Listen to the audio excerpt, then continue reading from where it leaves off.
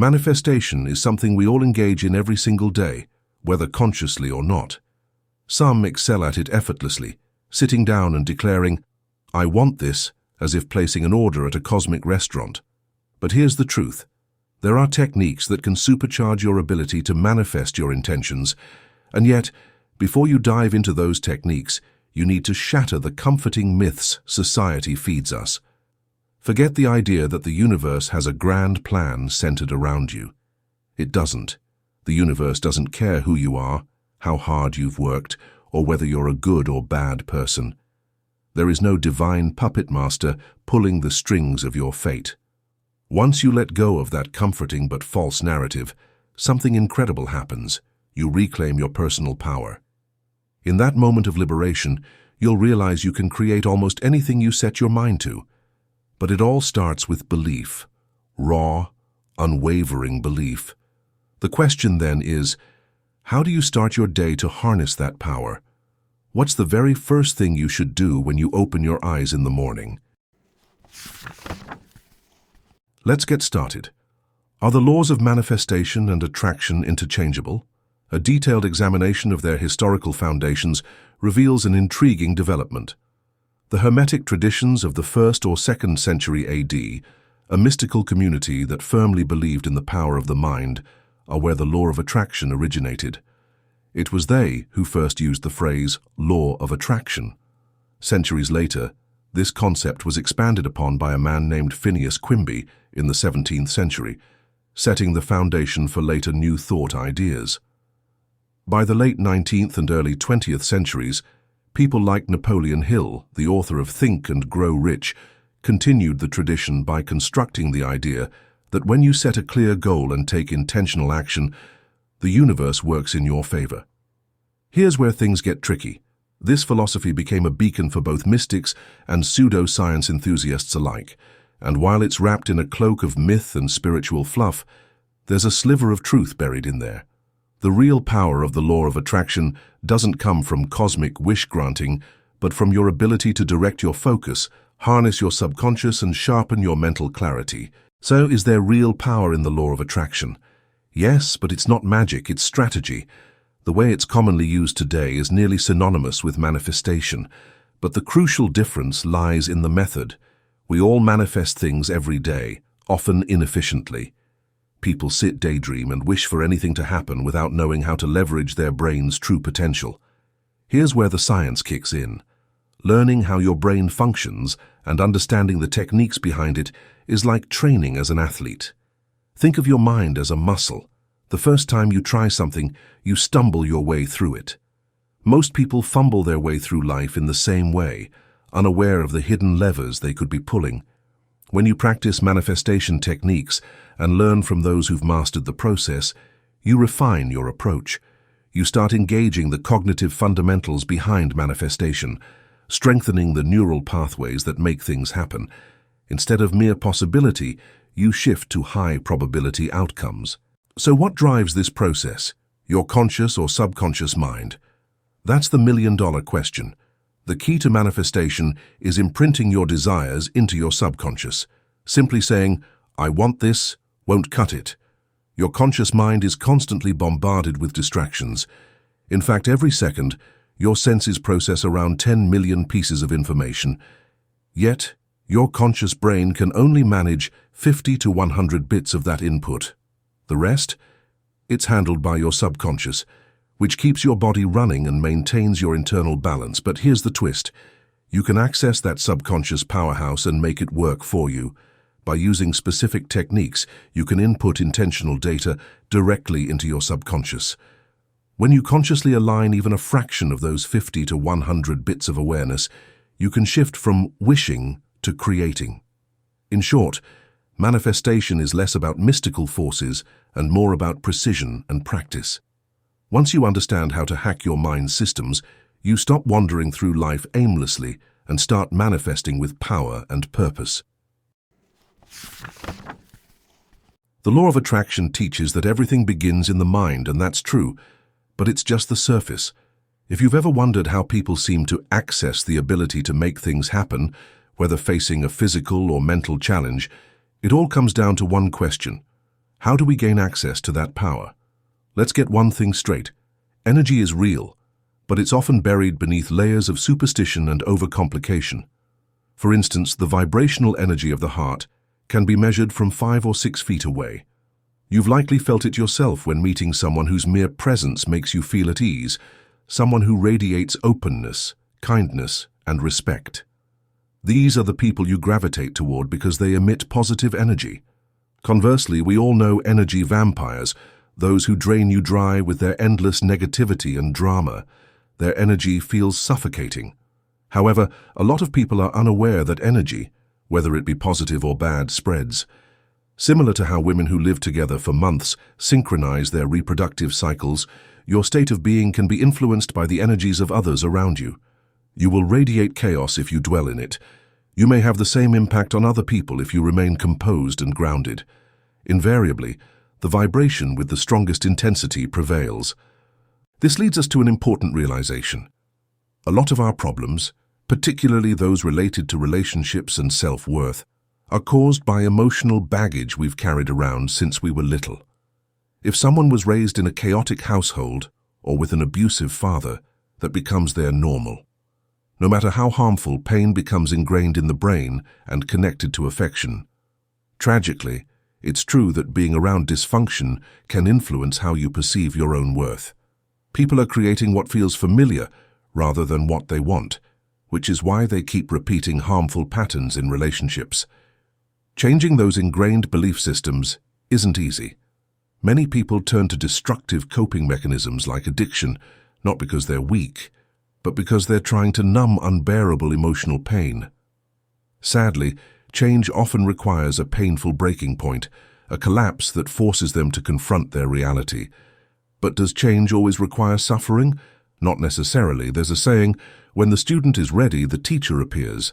Some people experience a moment of clarity and choose to rewrite their story without hitting rock bottom. It's rare, but it's possible. I've learned that to manifest, it's essential to have a calm mind, free from external noise. Staying centered amidst the storm is what's called calm mindfulness, a way to silence the chaos and reclaim control. This practice is simple yet powerful. A body scan to relax the nervous system, followed by focused breathing while gazing at a candle. Back then, I didn't know the science behind it, but I felt its immediate effects. By soothing my overactive fight-or-flight response, I was finally able to think clearly and feel at peace in my own skin. This practice shifted my nervous system from a state of survival to one of reflection and creativity. When you're stuck in fight-or-flight mode, your brain only searches for the quickest path to survive. There's no room for dreams or growth, just reaction. But when you calm your mind, you regain access to your brain's executive functions, those that handle problem-solving, imagination, and self-control. It's important to quiet self-criticism and challenge the inner voice that says, "You're not good enough, you're going to fail," or "You don't deserve love." Everyone has that voice, though for some it's louder than others. I've come to understand that this inner critic doesn't tell the truth. It reflects past experiences, not your true potential. If you let that voice lead, you're giving away control of your own life. This is why belief is so critical in manifestation. If you sit every day and tell yourself, "I'm not worthy, I don't deserve love, it's impossible for me to succeed," you're building your own mental prison, brick by brick. The walls get taller, darker, and more impenetrable until you feel utterly powerless, like an external force is controlling your destiny. But here's the truth. No external entity controls your fate. The universe doesn't care whether you succeed or fail. It's indifferent. The power to change your destiny lies within you. When you finally realize that you have the ability to rewrite your story, extraordinary things can happen. So how do you break free from those limiting beliefs and that fight-or-flight survival mode? By recognizing the immense power you carry and refusing to let the critic in your head dictate your worth. Instead of surrendering your control, you can reclaim it through mindfulness, focus, and self-compassion. Once you do, you shift from living a life shaped by your past to building a future shaped by your true potential. That's what manifestation really is, the art of stepping into your power and creating your own reality, one intentional thought at a time. First of all, I'm not here to suggest that this journey ever truly ends.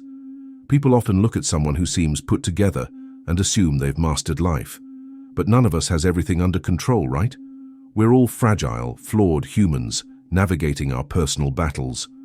Some may be further along the path while others are still struggling, but no matter where we are, the power of self-awareness can open doors we never knew existed. And here's the kicker. When you're your own worst critic, you inevitably see others through the same hypercritical lens. This prevents authentic connection and isolates you further. Why does that happen? Because when you're harsh with yourself, you project distrust outward. You start assuming things like, they're probably lying to me, or they'll let me down. That constant loop of negativity locks you into fear-based thinking, blocking the flow of love, trust, and manifestation. What does this internal dialogue of self-criticism do to you? It keeps your body in survival mode, constantly triggering your sympathetic nervous system. This produces inflammatory proteins, weakens your immune system, raises your cortisol levels, and takes a toll on your heart and blood pressure. In short, it chips away at your health, energy, and focus until you're exhausted. I get it. I've been there. Growing up, I didn't feel unloved by my parents. I felt invisible. I carried that anger everywhere. But when I changed the way I viewed myself, everything shifted. I realized that my parents weren't withholding love because they didn't care. It was because they didn't have the tools to heal themselves. Once I understood that, I became more compassionate, not just toward them, but toward myself. Here's something crucial about manifestation. You can't create the life you want if your mind is scattered and your focus fractured. Presence is everything. It's essential to regulate your nervous system, find calm, and stay present. Without silencing the noise in your mind, meaningful growth becomes impossible. True learning, genuine connection, and effective manifestation can't happen if your focus is constantly pulled in every direction. And something fascinating happens when you finally learn to be present. You begin to sense the energy around you and within yourself. Have you ever passed someone on the street and instinctively crossed to the other side because they felt off?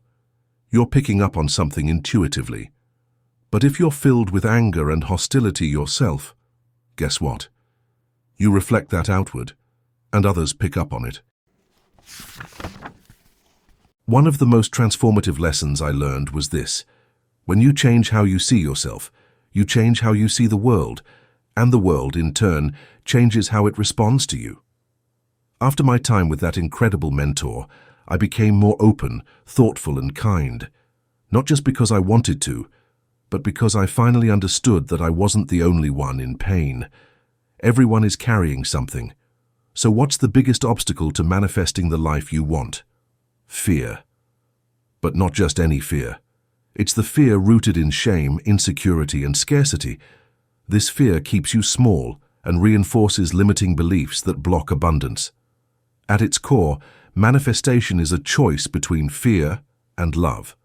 When you operate from fear, your body remains in survival mode, bracing for impact. But when you choose love, openness, kindness, generosity, you engage your parasympathetic nervous system, the state where creativity and clarity thrive. Think of it like the teachings of the Stoic philosopher Epictetus, who was once a slave. He said, "I cannot control my external circumstances, but I can control how I respond to them." You've probably met people who've endured hardship, yet remain hopeful and resilient, while others crumble and resign themselves to bitterness. The difference lies in their belief systems. But how does someone shift from despair to hope when they feel trapped?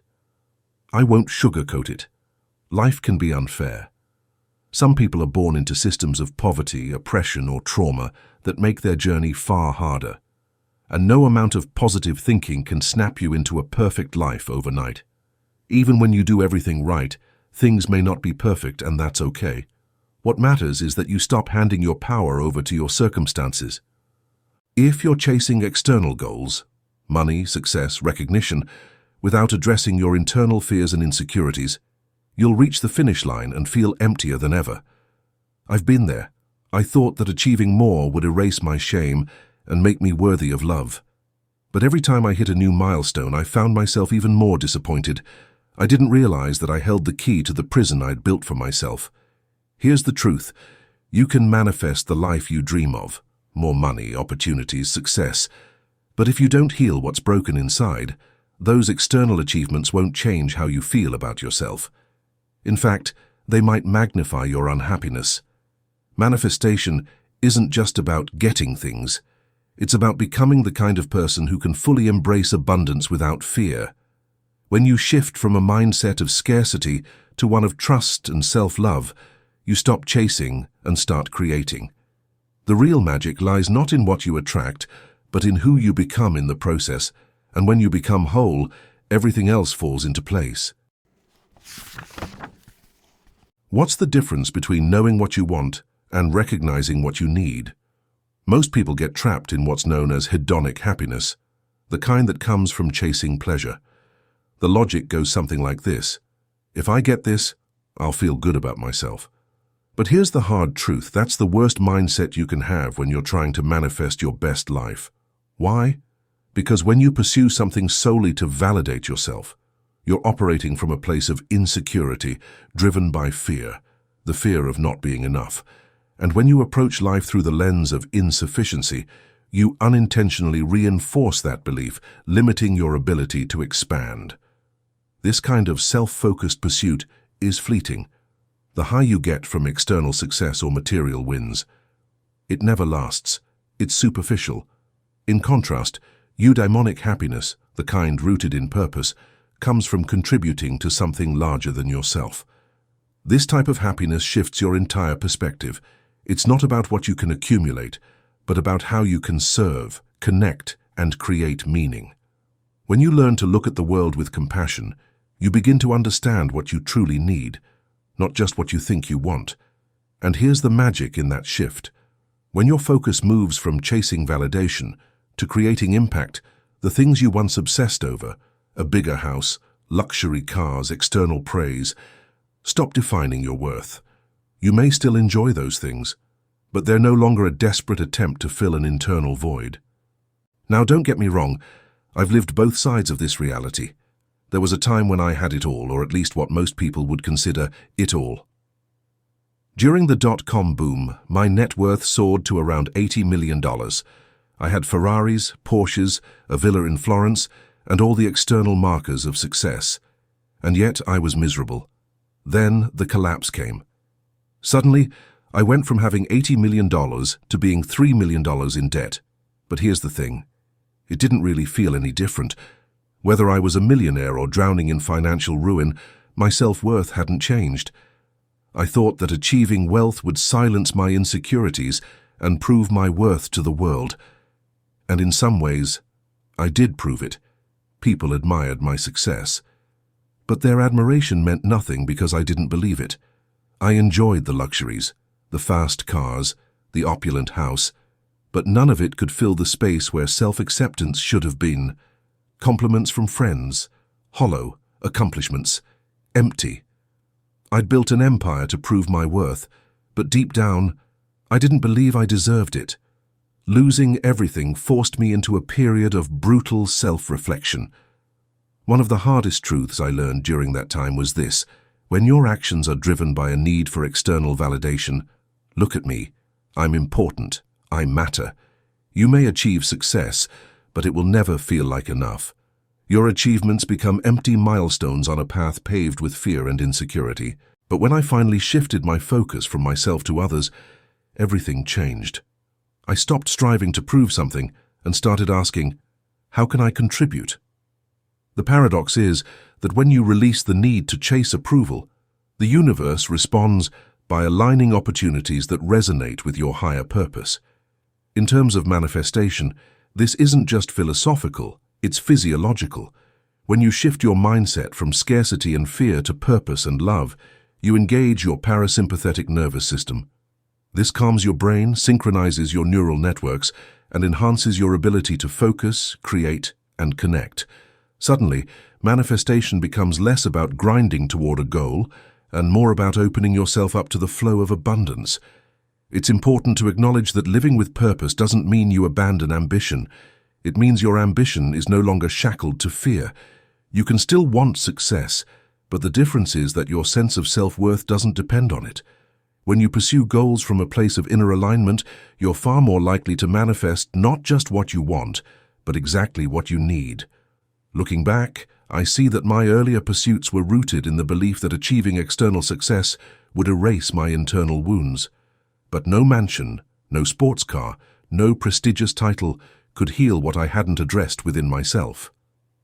Here's the truth. You can manifest your dreams and reach your goals, but if you don't heal the shame, fear, or insecurity that drives you, those external wins won't change how you feel about yourself. In fact, they might make you feel worse, because they highlight the gap between your public persona and your private pain. When you learn to ground yourself in purpose, to give more than you take, you start creating from a place of abundance rather than scarcity. Your actions become aligned with a deeper truth, and life feels richer and more fulfilling. Manifestation isn't just about what you attract, it's about who you become. When you master that, you stop chasing happiness and start embodying it, and that's when true abundance flows effortlessly into your life. One of the most important lessons I've learned is this: don't get attached to anything. And before you jump to conclusions, no, I'm not perfect. I have my flaws like everyone else. But what I mean is this: the key to true freedom is releasing your grip on the things you think define you. You might say, what about your family, your child or your spouse? What if something happens to them? Of course, I would be devastated. I'm human. But here's the reality. Life is full of disappointments, and many of them come from the attachments we create. I love nice cars. I drive a Porsche. I've worked incredibly hard, and I've given generously to others. I don't feel any guilt about enjoying those things. But here's the truth. If all of it disappeared tomorrow, my mental peace would remain intact. Why? Because I'm no longer imprisoned by what I possess. That's real freedom. If you grow up in poverty, it's easy to believe that money is the key to everything, the thing that will set you free. But what really shackles you isn't just a lack of money. It's your attachment to the idea that wealth will solve everything. When I lost everything, I reached a pivotal moment. I had the choice to either hold on tightly to what little I had left or to give freely. And I gave $30 million to be exact. Most people couldn't understand it. My wife, my friends, they asked, why give away everything? But in giving, I found something priceless. I was no longer bound by the fear of losing. I was free. Here's the question that many people struggle with. Is it wrong to want nice things like a great car, a beautiful house, or $1 million in the bank? The answer: absolutely not. There's nothing inherently wrong with material success or enjoying luxury. But when your entire world revolves around yourself, when your every move is driven by ego and self-gratification, you'll find yourself living an empty life. Think about it. You can wear designer clothes, throw lavish parties, and own the fastest car in the neighborhood, but if every action you take serves only your desires, what's left? You're filling a void that material things can't truly satisfy. I've known people who can't stay faithful to one partner. They're constantly chasing the next beautiful woman, not because they love or care about her, but because she makes them look good. She's a trophy, a symbol of validation. Or the guy who won't show up to an event unless he arrives in a Ferrari because without it, how will people notice him? That's not freedom. It's insecurity wrapped in shiny packaging. It's living for the gaze of others, not for yourself. But here's the good news. You can have it all: a successful career, a beautiful home, luxury and abundance, so long as your life has meaning beyond those things. When your actions are aligned with a purpose greater than yourself, everything shifts. Material success becomes an extension of your journey, not the sole reason for it. I'm not ashamed of my accomplishments or the life I've built. I've worked hard for it and I enjoy it.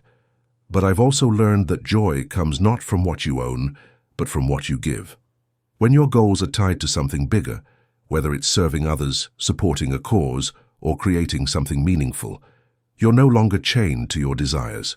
Manifestation is about abundance, but true abundance isn't measured by numbers in your bank account. It's measured by how free you are from the fear of loss. You can enjoy the finer things in life while staying grounded. The moment you stop defining your worth by what you have, you unlock the ability to live fully and give freely. So, yes, you can want the dream car, the beautiful home, or the thriving business. Manifest your goals, work hard, and celebrate your wins. But remember this, if your happiness depends solely on what you achieve, you'll always be chasing something that slips through your fingers. The key is to manifest from a place of purpose, not ego. When your life holds meaning, everything you manifest becomes an extension of your freedom, not a cage disguised as success. And that's when you experience true abundance, not just in what you have, but in who you've become. One of the greatest obstacles to manifestation is limiting beliefs. But before you can overcome them, you need to understand why they exist and how they hold you back. At its core, it comes down to self-compassion. When you treat yourself with kindness instead of constant criticism, you change your physiology. You shift out of fear mode and transform self-judgment into self-empowerment. Our minds are wired with different networks: the default mode network, DMN, the salience network, the attention network, and the executive control network. Why does this matter? Because the executive control network, the one responsible for executing actions, shuts down when you're gripped by fear, anxiety, or insecurity. It's the network that gives you access to your memories, insights, and creativity, but fear slams that door shut. That's why manifestation isn't just about having an intention. It's about making that intention feel significant on a subconscious level. You have to let it stir something deep within you, something so meaningful that it grabs your brain's salience network, the internal hound always sniffing out relevant opportunities. Let me give you an example. Have you ever been at a loud party where it's hard to hear anything, but the moment someone says your name, you immediately turn around? That's because your identity is woven into that word. Your brain is tuned to it, filtering through the noise to respond. The same thing happens when you make your intention vivid and meaningful. Suddenly your brain starts picking up on opportunities it wouldn't have noticed before.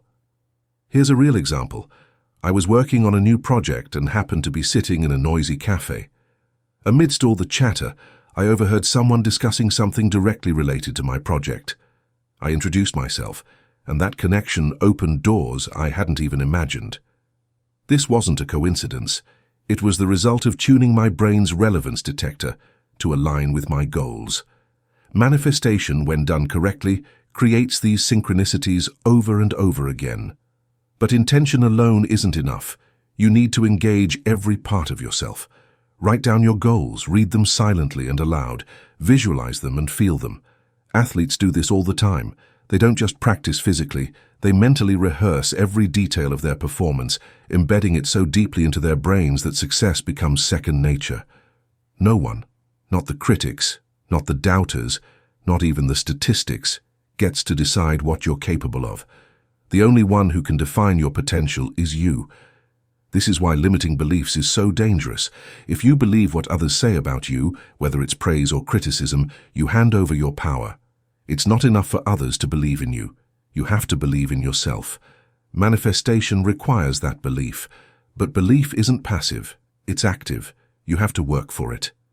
And that work begins with self-compassion.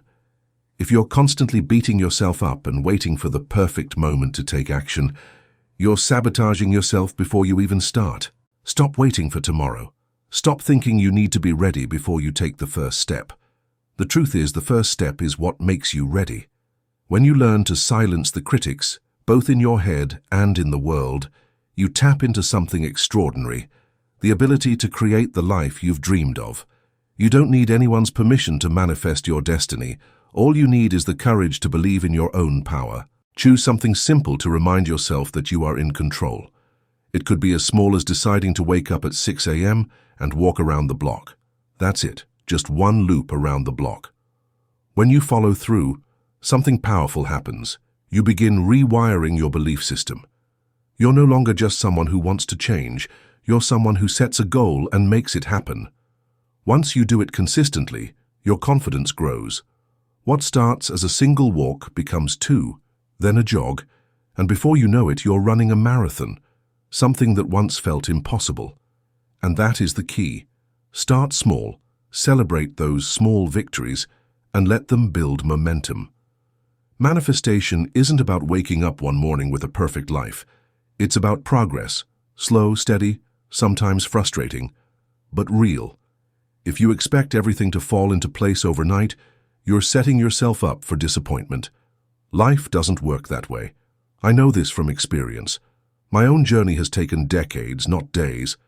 But what I've learned, and what I've tried to capture here, is a way to shift your perception of the world and yourself, without the years of pain and struggle that so many of us endure. Books have this incredible ability to deliver exactly what you need at the moment you need it. Sometimes you read a line, a paragraph, a story, and something clicks. You realize, this is what I've been missing. It unlocks a part of you that had been dormant. That's what I've tried to do here. Not just share the science behind manifestation, but intertwine it with real-life stories, like the one about Jim Carrey, who famously wrote himself a $10 million check for acting services rendered long before he ever made it big. Or stories of people I've personally met, ordinary individuals who had extraordinary transformations because they learned to see themselves and their power differently. In actuality, perfection is not necessary to create the life you desire. It calls for self-compassion, patience, and a readiness to start small. Every tiny triumph serves as evidence that you can transform, and you rewrite your identity with every step you take. In the end, such actions result in something remarkable, not only because of your accomplishments, but also because of the person you grow into. Start where you are then. Decide on a straightforward goal, see it through, and rejoice. Every time you do this, you're changing your conviction in your own abilities rather than only acting, and that's the start of real manifestation. To manifest the life you desire, you first need to understand this truth. Your identity, what you believe about yourself, can either empower you or imprison you. The attachments we form around who we think we need to be, what we should have, or what others expect of us can keep us stuck in a cycle of fear, insecurity, and scarcity. Let me ask you this. When you think about success, is it about having more or being more? Many people confuse the two, chasing external validation, money, luxury, or status, as if accumulating things will finally bring them peace. But here's the reality. Without a deeper sense of purpose, those things are hollow victories. I once met a man during a leadership seminar. Let's call him Daniel. He was a senior executive who had built a multi-million-dollar company from the ground up. From the outside, he was the definition of success, charismatic, respected, and surrounded by every luxury you could imagine. But during a small group session, Daniel's voice broke as he admitted something. "I've never felt free." Everyone was stunned. He continued, "My entire life, I've been terrified of losing what I've built. I stay up at night thinking about it. Even when I win, all I can think is, what if this is the last win?" I asked him, "When was the last time you felt free?" He paused, and for a long time, he said nothing. Then, finally, he smiled faintly. "When I was 12, he said, I used to ride my bike to the edge of town past the fields and watch the sunset. No expectations, no deadlines, just me, the road, and the sky." I looked at him and asked, "When did you stop riding?" Daniel's story resonated because so many of us stop riding when life gets complicated. We think success is about building higher walls to protect what we have, status, money, and reputation. But in reality, those walls can feel like a cage.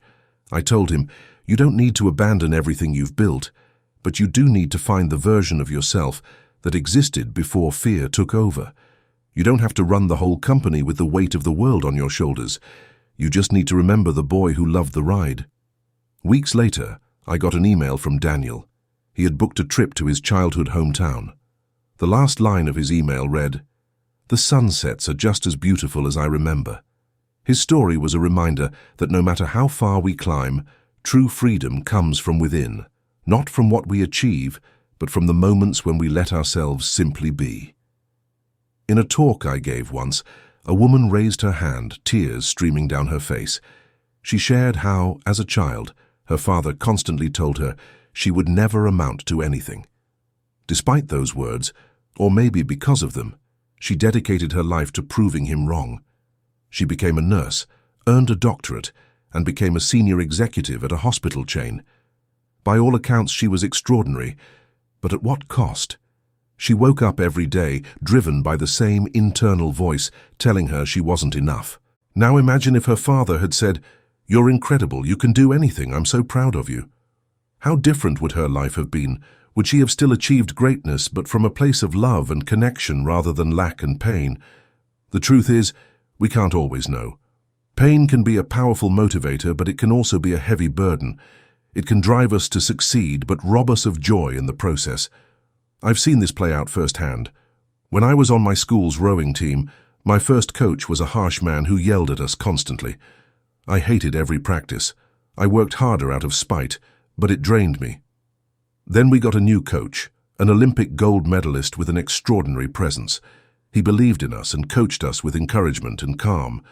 He'd pull me aside and say, "You need to work on this, but I know you've got it in you to excel." The difference was night and day. Instead of working out of fear and resentment, I began to thrive because I believed in myself. This is the essence of manifesting.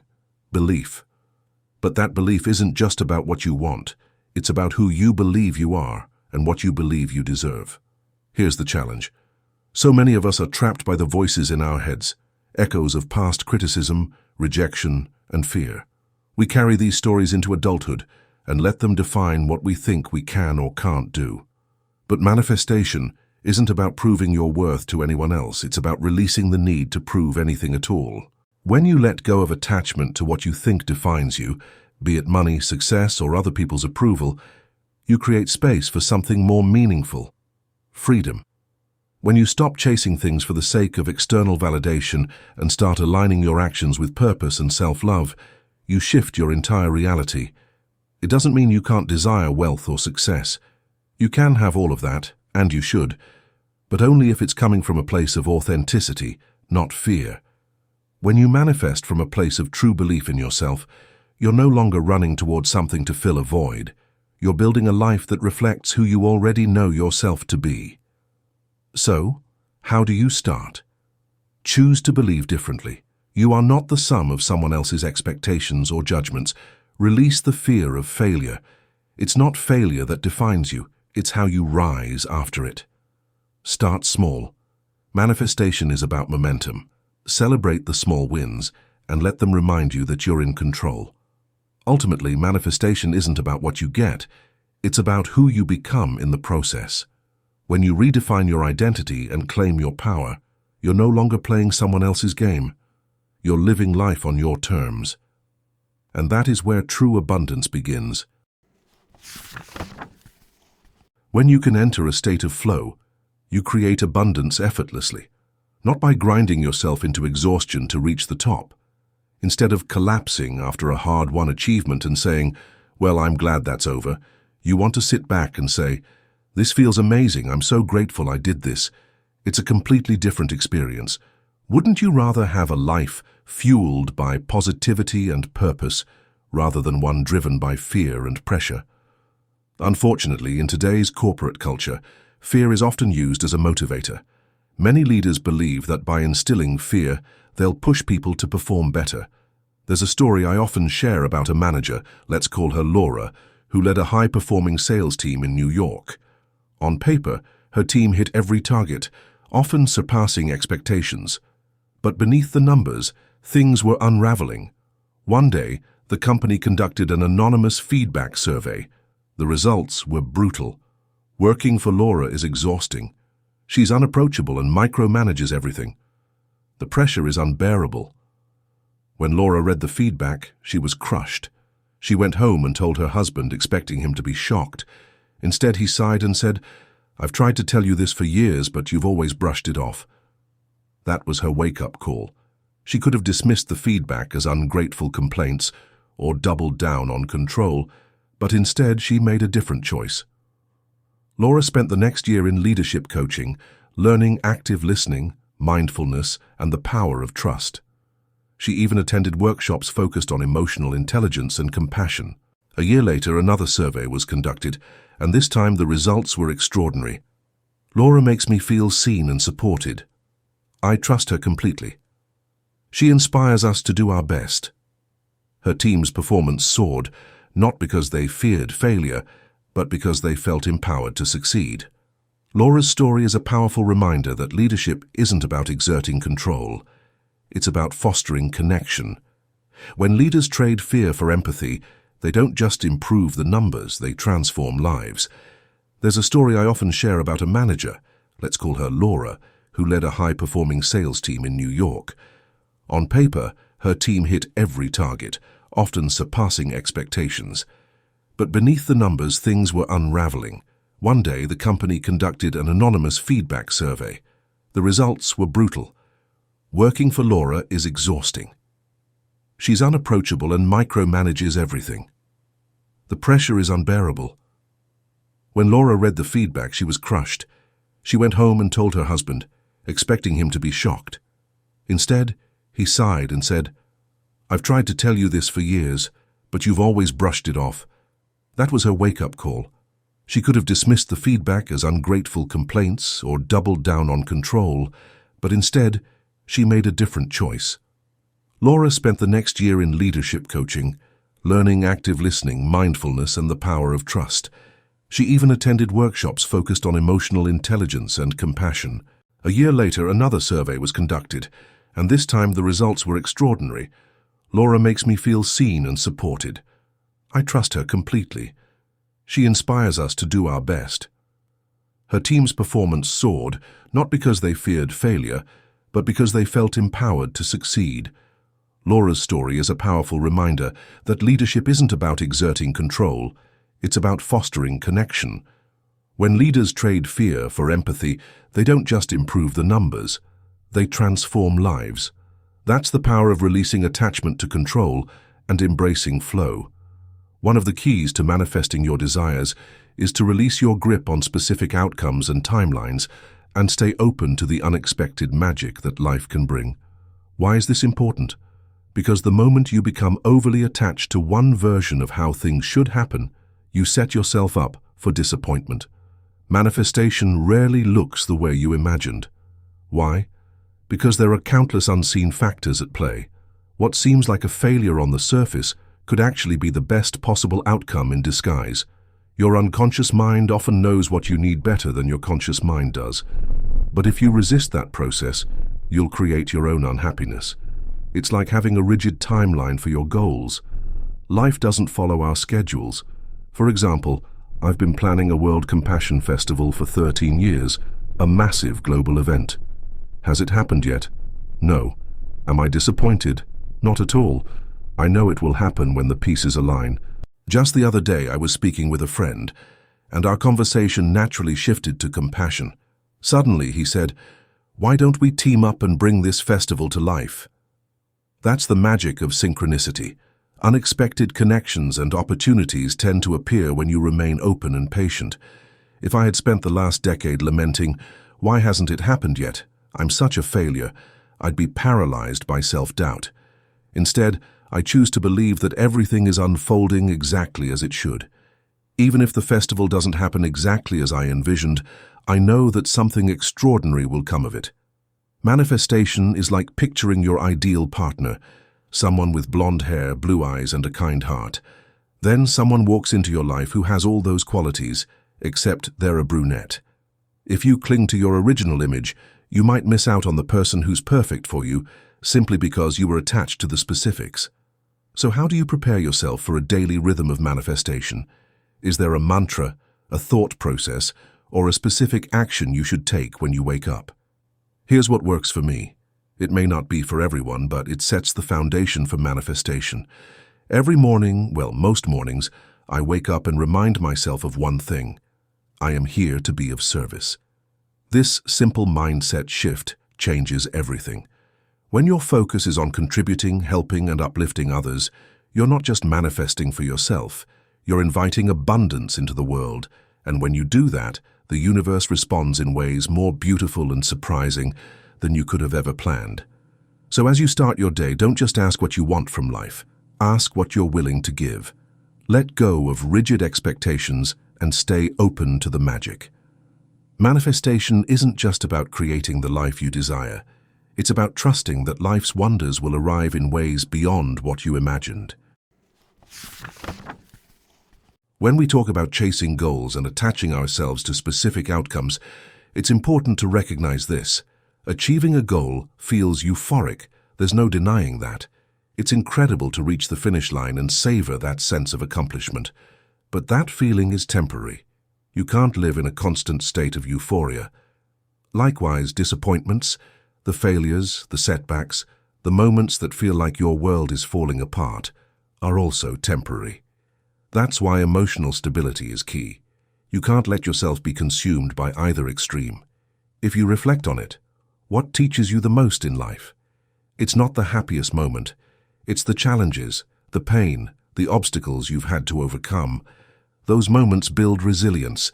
Trying to avoid them entirely is not only unrealistic, but it also robs you of the lessons that make you stronger.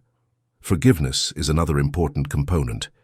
You feel heavy when you have unresolved feelings about a person or incident. You have physical, emotional, and mental effects each time you relive that memories.